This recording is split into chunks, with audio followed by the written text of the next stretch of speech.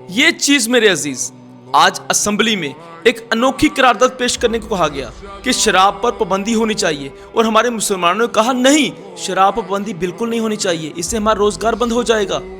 सूबे भर में शराब फरोख्त करने के तमाम लाइसेंस को मनसूख किया जाए और फौरी तौर पर शराब की खरीदो फरोख्त पर मुकम्मल पाबंदी आयद की जाए। Sir I oppose it.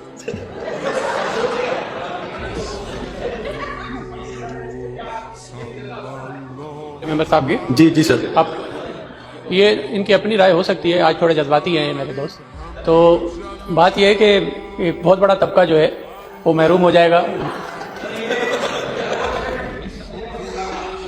Now I put the resolution to the Sindh assembly के रुकन, हिंदू रुकन अनिल कुमार ने जज के सामने एक करारदाद पेश की कि शराब पर पाबंदी आयद होनी चाहिए और हमारे मुखालिफ, हमारे 100 करोड़ मुसलमानों ने आगे से कहा नहीं, ये शख्स आज होश में नहीं है जिस वजह से ये करारदाद को पेश कर रहा है, इस वजह से शराब पर पाबंदी आयद नहीं होनी चाहिए, इससे हमारा रोजगार बंद हो जाएगा। सभी लोग उस शख्स को तजलील करने शुरू हो गए, उस शख्स का मजाक उड़ा रहे हैं।